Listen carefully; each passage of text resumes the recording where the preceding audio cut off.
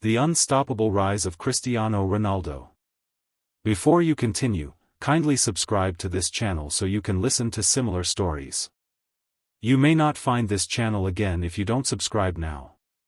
Cristiano Ronaldo dos Santos Aveiro was born on February 5, 1985, on the small island of Madeira, Portugal.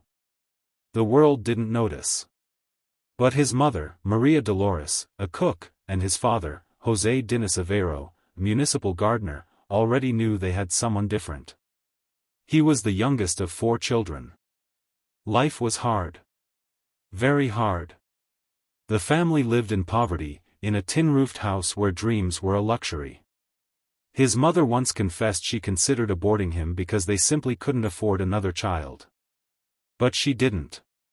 And the world would never be the same again. Cristiano's father loved football, and he named his son after Ronald Reagan, the American actor turned president, because he admired him. Diniz Aveiro worked at a local football club as a kit man, and that's where Cristiano first fell in love with the game.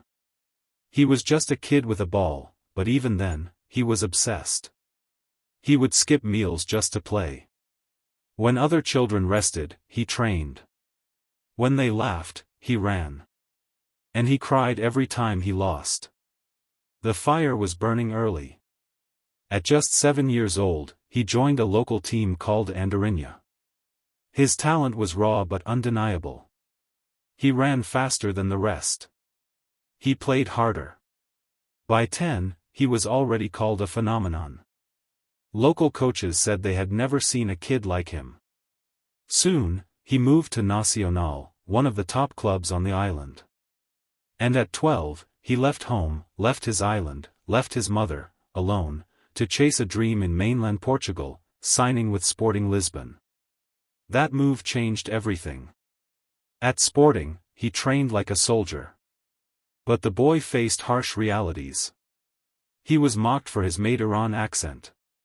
Bullied for his skinny frame. He trained until he cried. He trained until he bled. When he wasn't training, he was in tears, homesick and hungry. But he never stopped. One day, his coach caught him tying weights to his ankles so he could run faster. That was Ronaldo. He would do whatever it took. But life hit again.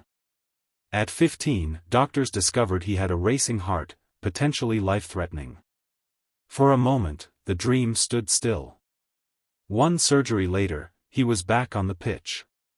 Back sprinting. Back scoring. He was faster, stronger, hungrier.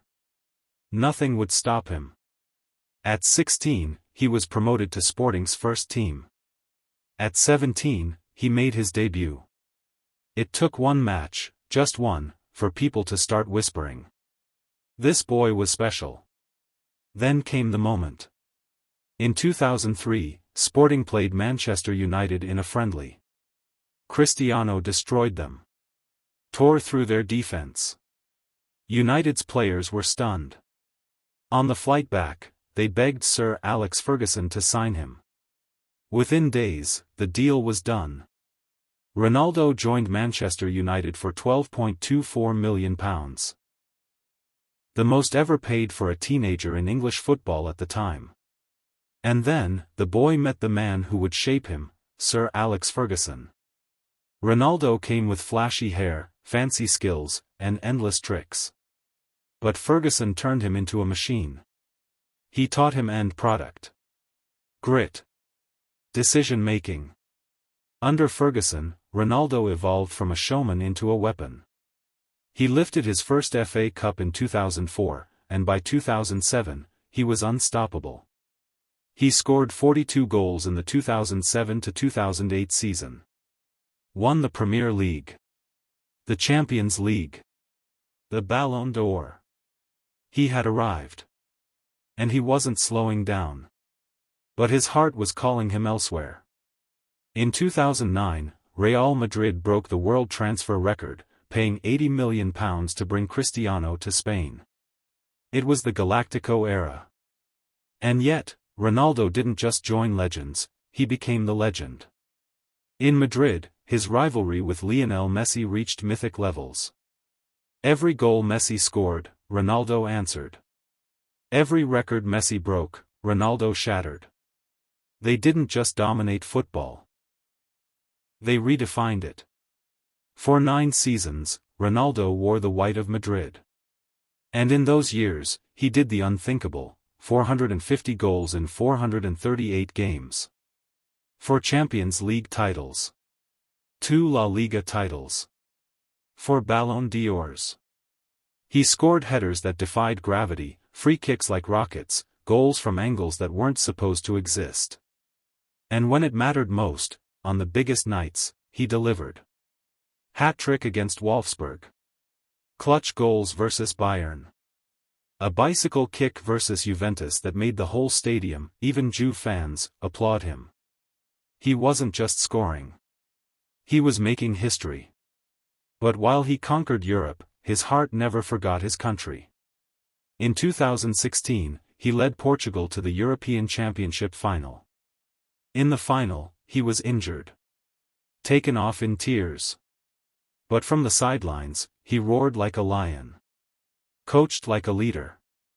When Portugal lifted the trophy, it was not just a victory, it was destiny.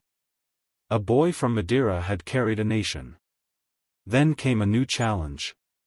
In 2018, at 33, he moved to Juventus. People said he was too old. That he couldn't do it in Italy. He silenced them all. Serie A titles. Top scorer. Champions League nights. At 35, he was scoring 30-plus goals a season.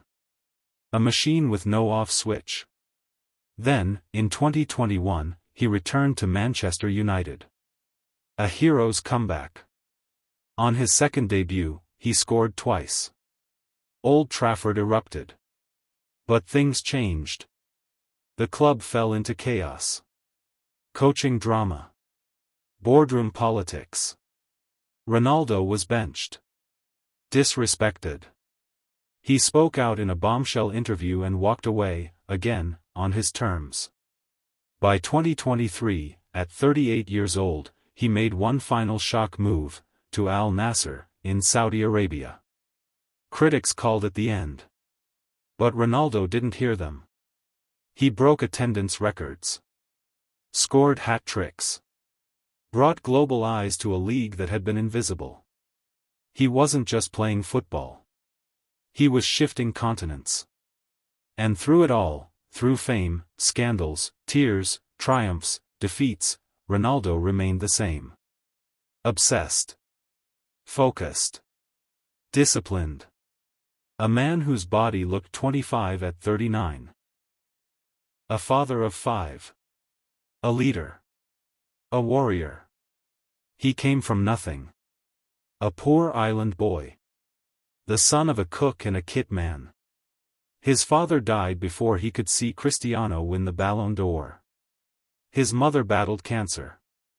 But through every hardship, he kept rising. One record. One goal. One miracle at a time. Cristiano Ronaldo didn't just play football. He became football. He is the most followed man on the planet. A brand. A phenomenon. A symbol of greatness. Not because he had it easy, but because he never, ever gave up. And the story isn't over. He just won UEFA Conference League trophy at age over 40, with several goals and assists.